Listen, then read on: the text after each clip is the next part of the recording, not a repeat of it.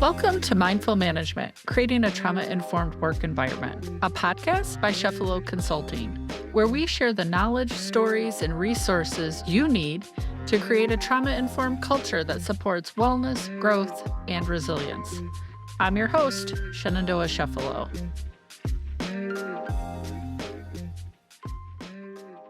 Welcome, everybody. We're so excited that you've decided to join us for yet another episode of Mindful Management, Creating a Trauma-Informed Work Environment. Today, I am delighted to welcome Shauna Moran, an internationally recognized expert in workplace well-being and leadership development, who is transforming how organizations approach employee health and performance. With extensive experience in empowering women leaders and fostering sustainable workplace environments, Shauna has successfully guided hundreds of leaders from overwhelmed states to confident, impactful roles.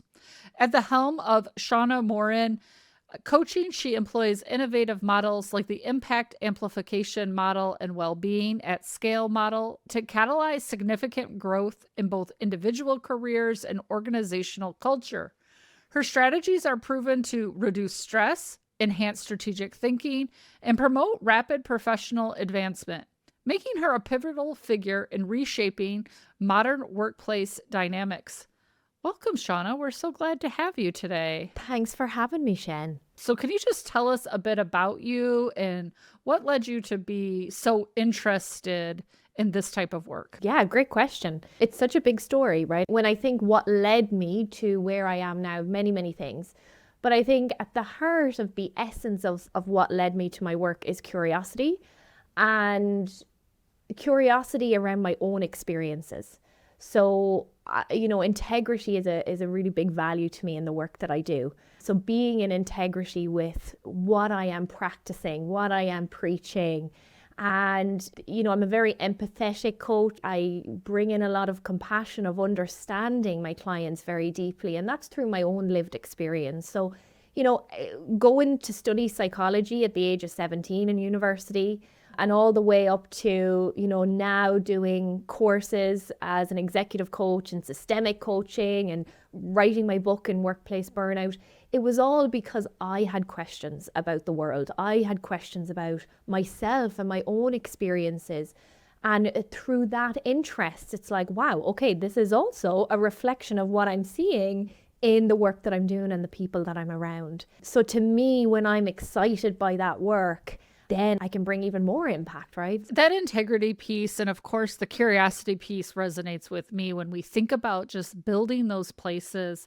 You said something in a blog recently about emotional maturity versus emotional intelligence, which I thought was so spot on. And I'm just wondering maybe if you can explain that to the listeners a little bit, but also this idea of the need to be curious instead of assuming, right? Yeah, that emotional maturity has been a piece, again, that I've been researching a lot for myself. And actually, it was something that, personally, I was researching around my own childhood. I was reading a book called The Children of Emotionally Immature Parents, and it was just really fascinating. It's home? Yes, it was like, oh, this is my new Bible. But it was a really, really fantastic read. And I thought about how often are we talking about emotional maturity in the workplace? We talk about emotional intelligence, but are we talking about our ability to be mature when it comes to emotions, to be able to manage emotions in highly stressful environments, our ability to not shut down or not become defensive, and as you said, Shen, to remain open and curious, and also our levels of emotional maturity and how we can expand that window of tolerance over the course of our lives and over the course of our careers. At the end of the day, and you speak about this all the time, our workplaces are full of emotion because we're human beings and we're complex systems. So can we start to, honor that and understand how do we work with all of that? You're so right about the feelings piece, right? Which is for a long time, especially here in the US, I'm not so sure about in the UK and the British Isles there, but what the idea that we don't talk about feelings here. This is a place of work and we have something to produce and your feelings don't matter here. And the thing that I see leaders struggle with so many times is like, just because there's a feeling doesn't mean you have to do something about it, right? That's that maturity piece that I just love the language about that. Cause for me, when I read it, I was like, yes, this connects a dot to a dot for me, right? Like, just because someone's having a feeling and we ask them to express that feeling doesn't mean we have to fix the feeling. It just means we can hold space for someone to express it. And whether we think feelings belong in the workforce or not, they're there because we're humans, right? Having all these experiences.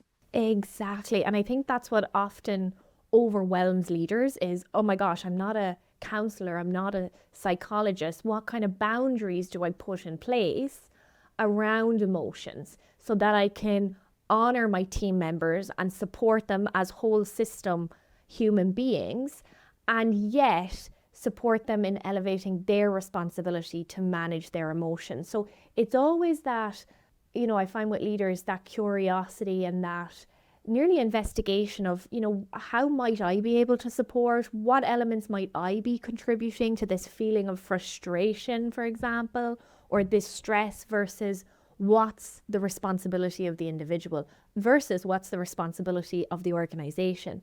And for me, that's a big piece of my work when it comes to reducing workplace burnout is shifting the conversation away from just the individual to instead looking at the systemic lens of how we lead, how we work, how we structure our organizations, knowing what I'm responsible for, what you're responsible for as my leader, what we're responsible for as an organization.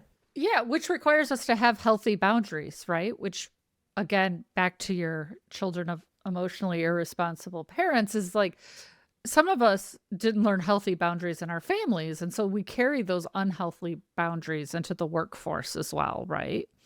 So I'm also wondering then from sort of the initial signs for leaders, because I know we'll have both formal and informal leaders listening to this, but what are maybe some initial signs of burnout that maybe we overlook in the workplace, but have actually a significant meaning to doing really deep change work? So I think when we talk about burnout, we need to kind of understand that it is what burnout actually is, because a lot of people get that concept wrong. They might say, oh, I'm burnt out. And it's like, we need to use our language better. So burnout doesn't happen overnight. It doesn't happen over a week or even a month. It is where we are prolonged exposure to chronic stressors on the job. And again, that prolonged exposure. And here's the thing, not all stress is bad, right? We have eustress, we have that healthy stress that's fueling us, that's motivating us, that's helping us learn, perform. But then we also have this unhealthy stress, which is that chronic stress. What could tip somebody from healthy stress into unhealthy stress can vary.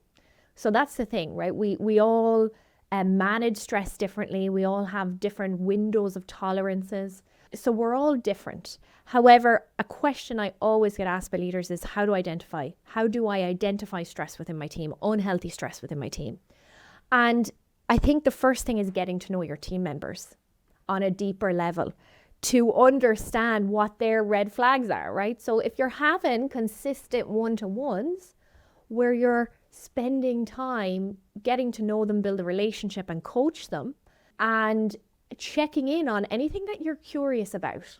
That curiosity piece comes in. Hey, I noticed that you weren't as engaged in yesterday's team meeting. That's not usual for you. Even those types of conversations, we're being proactive around any potential stressors that could be in the way. And we're dealing with it. We're bringing it to the surface rather than ignoring it and letting it foster into this unhealthy state of stress. So, red flags look different for everyone. It could be disengagement. It could be performance issues. It could be how somebody looks on a video call. They don't look themselves the last few weeks. It could be that they're saying, what did you do for the weekend? Oh, I just slept all weekend. Okay, that could be a red flag that there's an unhealthy stress in work. Maybe it's in their personal life. Either way, that's for you as a leader, once you have the trust and the safety, to gently reality test, is there some area of support I can offer here? I'm just wondering, do you have how do you just get started?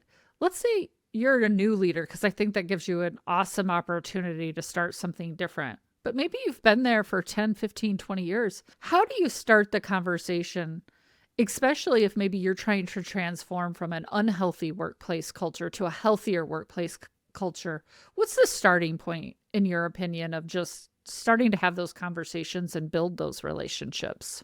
For me, it comes down to trust. It's how are we as two people building that trust and that connection? And, Stephen Covey talks about the trust equation, that it's credibility, it's reliability, it's intimacy of how safe people feel around you. So I think as leaders, reflecting and self-scoring for ourselves of how credible are we in our word? How reliable are we? Are we consistently having our one-to-ones, or are we rescheduling them? Are we late? Are we coming up not prepared? Are we doing what we said we will do? And then how safe do people feel around us? And this can take time, but what are the things that we may be doing consciously, unconsciously, diminish that intimacy?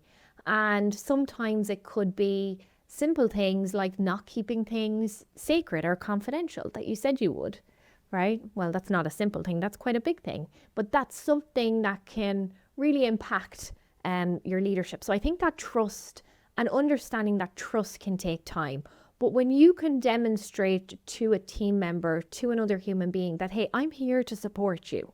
At the end of the day, I want what's best for you and I'm here to support you.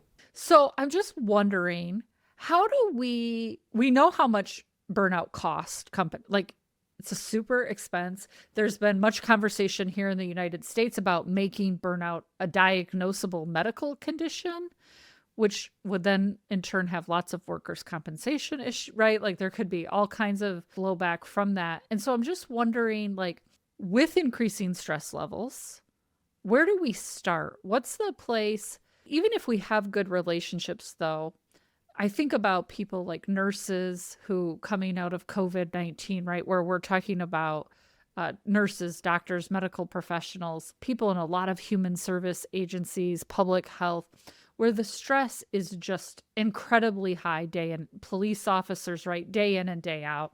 How do we help them manage that? I mean, we're working in banny environments now. Brittle, anxious, non-linear, incomprehensible. It's the stress globally, collectively, is just heightened. So, there's that. And then there's how is this impacting our workplaces, and it's probably more pressure, less resources, and so many other things. It's costing, you're right, it's costing us so much money. The American Psychological Association found that workplace stress alone in the US costs $300 billion annually, due to absenteeism, due to turnover, due to lost productivity. So it's a lot of money. Your question, where do we start? So we need to look at, so I look across the three pillars, Shen, when it comes to burnout. So I look across the individual lens, and that really comes down to how do we as individuals manage our stress? How do we develop and master levels of self-awareness so that we can catch ourselves, that we can redirect ourselves, that we can work with all of our systems, nervous system included, so that we can understand our boundaries, we can understand our beliefs and our values, we can understand what our non-negotiables are. It's not about perfection, but it's about that commitment to self and that awareness of self. Like, I know my habits that can lead me into unhealthy stress. So I can catch myself when I'm in that. It's not about perfection, but I know what to do, or I know when there's an increase of stress, when I'm peaked, what I can do to unpeak myself. The second pillar, the leader, and the third pillar, the organization, that's the systemic lens, has a huge degree of influence over whether or not we're going to experience stress or not. So Gallup found there's a couple of things that matter here. There's clarity on roles and responsibilities. And we can talk about how lack of clarity impacts nervous systems a little bit later. But that's a huge one. Manageable workloads.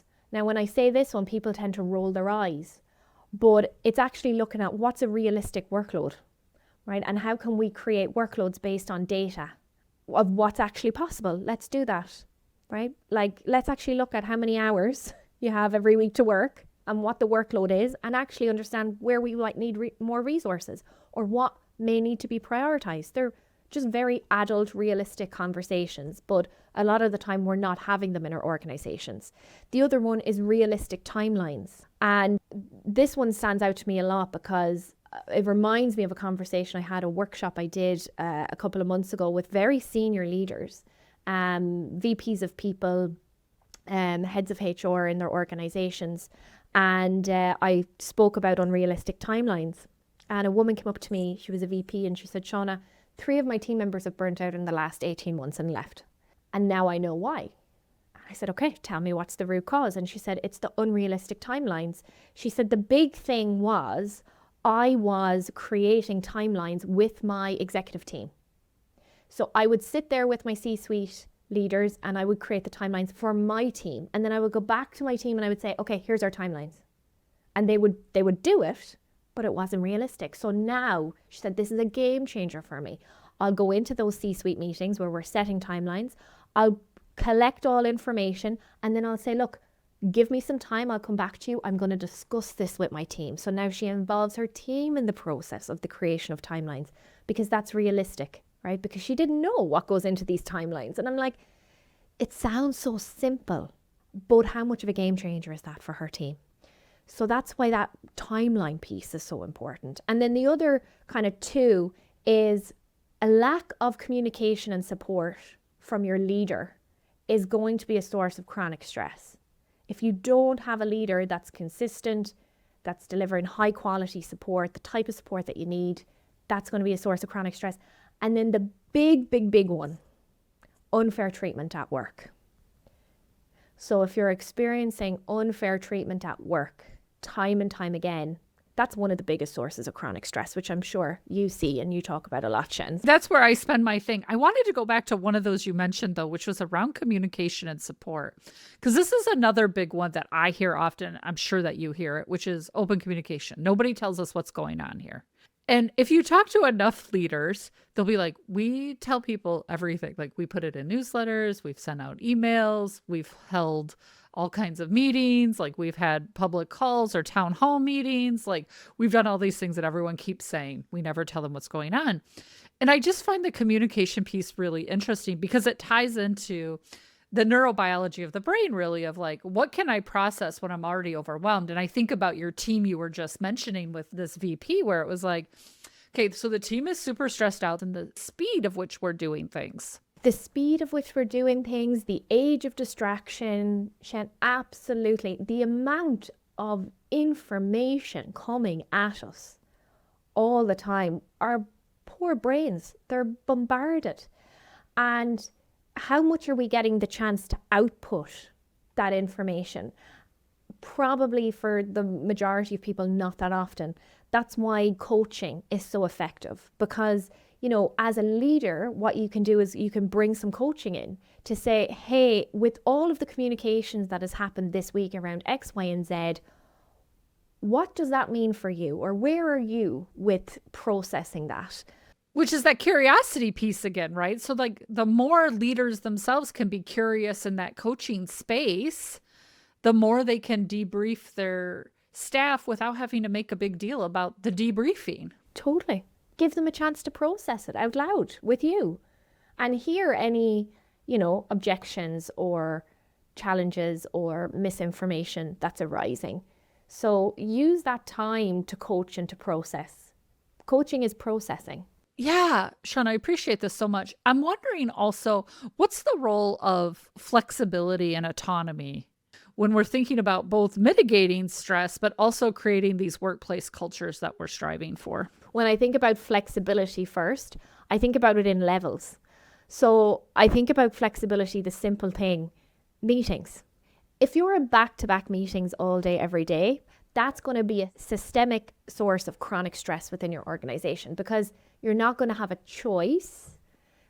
And choice is very important in our workday to be able to manage stress. So the choice to go on that walk, the choice to just take 30 minutes, take 5 minutes, choice is really important. The choice to deep work rather than just be in shallow work all the time. All of these choices are really important. So that's like one layer of flexibility. And, I hear the next layers we start to kind of move up in terms of office or remote, 4-day work week, all of these debates. And at the base of all of that, we're kind of missing that core flexibility. How much autonomy do our people have throughout their working days? And how much more satisfied would they be if they had more choice and more flexibility? The answer and what research shows us is that they're much more satisfied. And, then we can start to look at, okay, office versus remote.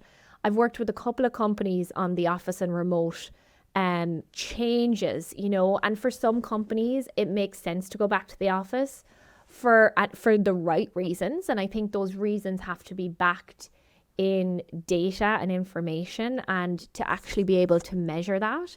And for some companies, they've really thrived in remote environments and that works really well for them. So, I don't think it's an either or approach. And then we have the likes of the 4-day work week, right? And we think about things like, giving more flexibility and the Fridays, having them off. And I worked with a company recently on that. And, we've done a couple of other things in terms of consultancy projects, but the 4-day work week was the main one. And we've doubled employee retention rates. We've gone from 46 to 96. People are just, and that is because they know their workforce. Their workforce is primarily Gen Z. Gen Z primarily want meaningful work and flexibility in their work. So it makes total sense for them. But I think with anything, whether it's office or remote, whether it's 4-day work week, the basics need to be in place. So even with the 4-day work week, one of the first things I did with this team was do a complete meeting audit. And we saved 45 hours a month. Well, we're going to pause right there. I want to say that because it's a question I was going to come back to ask you, Shauna. And it's a place that when people say, Shen, we can't do any of the stuff you just told us. And I say, yes, you can. Because the first thing is get rid of unnecessary meetings. There's so many. And so, Shauna, I want you to just say again how many hours you can save if you would just take 2 hours to sit down with calendars and everybody and say, what is really necessary here? Because that's a ton of time. It's a lot of time. Like with that training session I did for this particular team, the whole team, we saved about 45 hours. But I remember one leader in particular, after the workshop, she came up to me, she said, Shauna, I've saved 8 hours a month of time. Like, that's huge. It's a whole work day. This kind of ties into the next question I wanted to ask you, Shauna, which says you kind of look forward and we talk about innovations, and this is happening with AI, to your point, with apps, with resources, with tools.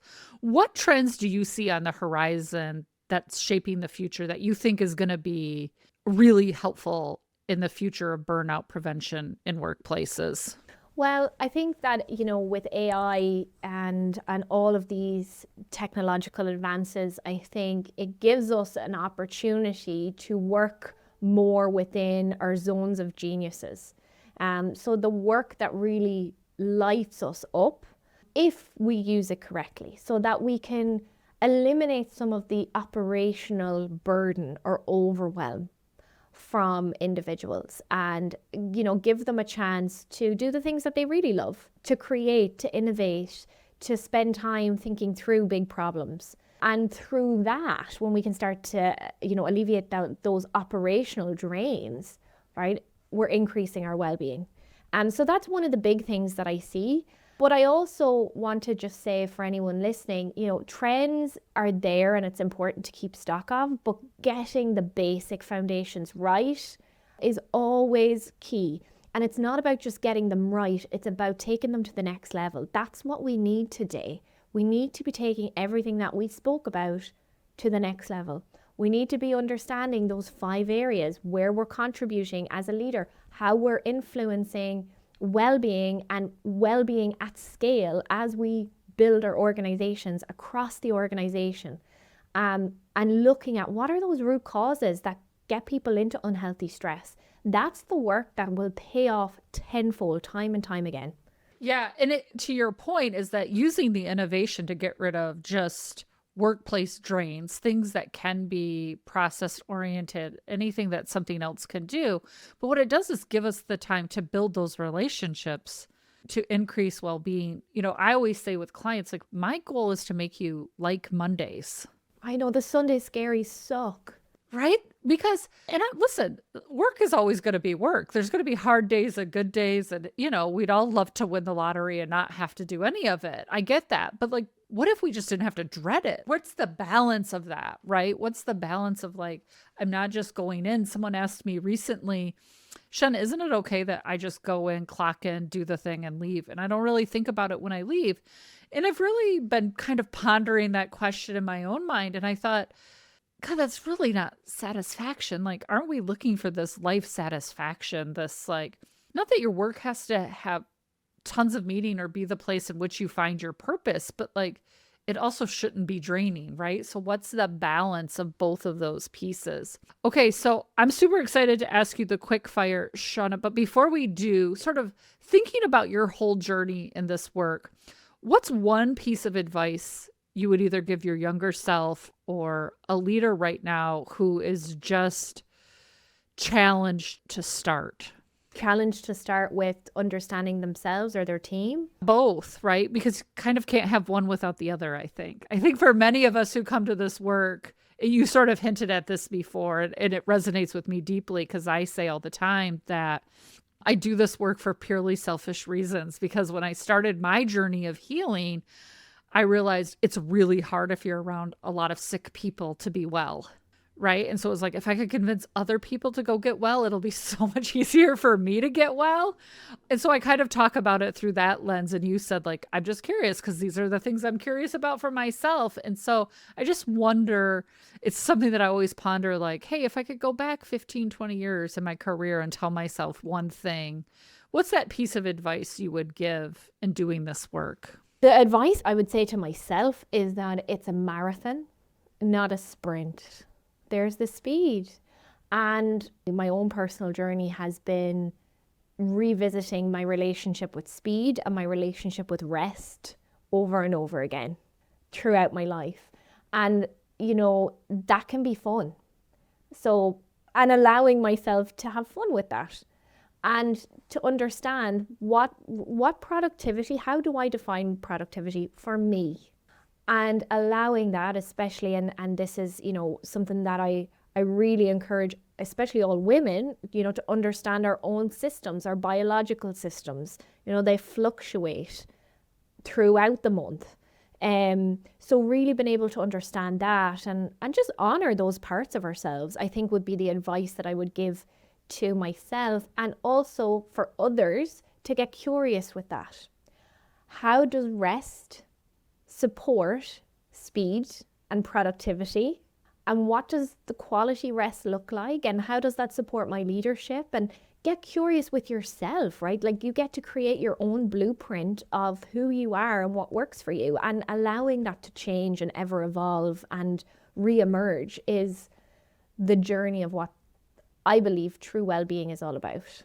Yeah, there's so much there about the importance of rest and its play with speed and getting things done and being productive, right? Because I think that's the thing many of us toil with is like, oh, but I could be doing something else. I could be doing something more productive. I could be doing, I should be reading more. I should be doing something else more. Just out of curiosity, has there been any resources, books, courses, something that just has profoundly influenced your understanding of well-being and leadership? Something that just, like, you read it, maybe it was a course, maybe it was a book, maybe it was a movie, something that just hit you and was like, I'm doing this all wrong. The first thing that came to mind, it wasn't actually a book or a resource, it was breathwork for me. I'm a breathwork facilitator as well, again, out of curiosity. But when I found breathwork, that was the space for me to learn the safety of slowing down within my own system, within my own nervous system. And it really allowed me to get that quality rest. And it's a practice that I do all the time, very, very frequently. It's kind of my number one go-to. And it allows me to feel rest within my own system, even when all these things are going on. So, practices, I think, are really important. Rather than taking on more information or trying to learn, feel the shift in your own system. And maybe it's through breath work, maybe it's through walking, maybe it's through singing. Like, what is it that supports your system in relaxing? Maybe it's through horse riding, maybe it's through, whatever it is, find your thing. And if you don't know what your thing is, have fun with finding it. I love this. Shauna, I feel like we could have you on for 2 more hours because I have 47,000 more questions because I think it's just all so tied in. I mean, we talk about it kind of as the rope all the time. And when you pull one string, it pulls all the other strings as well, right? And how they're all interconnected. But tell us, what's the latest book, TV show that's caught your attention? Be for fun, could be for work. What media are you consuming right now? Very little media, I'll be very honest. Yes, I'm not a big fan. But I've been nerding out a lot. So I've been reading a lot of systemic coaching and systems constellations in the workplace. So I'm a bit of a nerd. So John Whittington, I've been reading a lot of his work. And then I've been also reading a book called Listen to the Land Speak, which is by an Irish author called Mankin Magan. And he talks about how the land shares wisdom. And he talks a lot about the Irish stories of rivers and forests and oceans. And it's just a very beautiful read. I'm going to put on your reading list for you since you're in the systems nerd space. Systems Thinking for Social Change. That book was one of the books that changed my life. It's sitting somewhere on the back of my shelf here. I'll get it for you after we're done recording as well, but it's a good one. It's a favorite. If you could have dinner with a historical figure or contemporary leader, so anyone living or dead, who would you pick, Shauna? And what is the one curious question you would ask them? You know, Joan of Arc comes to mind. It's a good Irish girl right there. When she picks Joan of Arc, you know we found her. What would you ask her, though? Oh my gosh. I would ask her, what was it that kept her vessel strong and kept her in her power? Yeah. At 13. I mean, that's the other piece. All right. Tell us about a hobby or activity that fills you with joy, that time stops when you get to indulge in it. Definitely being with my horse. She's not my horse. She is my horse. But anyway, I'm thinking about buying her, okay? But because I love her so much. But yeah, when I am with the animals, it's just the best thing ever. Just go and brush the horse, you know, pamper her. Yeah, ride her. I'm a little the horses are a little big for me, Shauna. I gotta admit, the horses are a little big for me. Shauna, it's such a pleasure. How can our listeners learn more about you, learn about your book, which you mentioned briefly? Tell us all the ways in which they connect with you or what you have upcoming. Absolutely. So you can have a look at my book. It's called Managing Employee Burnout, and type in my name, you'll see it. You can connect with me on LinkedIn, Shauna Moran, or head to my website, www.shaunamoran.com. So plenty of ways to connect with me on there. We love it. We'll put links to the books that Shauna mentioned as well as her own book in the show notes for you as well. Shauna, again, thanks for coming on. We hope you will join us again in the future. We're actually looking forward to putting a panel of our guests together for a live event, which I think would be fun. It's an idea I'm toying with on how will I bring all these people from around the globe together so we can pick their brains all at once. So that's coming, and I hope you'll consider joining us for that. I would love to, Shen. It's been such a pleasure. Thank you. For everyone listening, I think the theme that we hit on with Shauna today is around relationships. And again, this idea of poli-poli, right? The Swahili word for slowly, slowly, how speed and rest play together. So thank you for listening. Go rest. And until next time, thanks, everybody. Mindful Management, Creating a Trauma-Informed Work Environment is brought to you by Chefalo Consulting. To learn more about Chefalo Consulting and our trauma-informed change management and professional development solutions, please visit chefaloconsulting.com. That's Chefalo, CHEFALO, consulting.com. Make sure you don't miss these transformative conversations by subscribing to Mindful Management wherever you get your podcast. Thanks for listening. And remember, change happens one step at a time.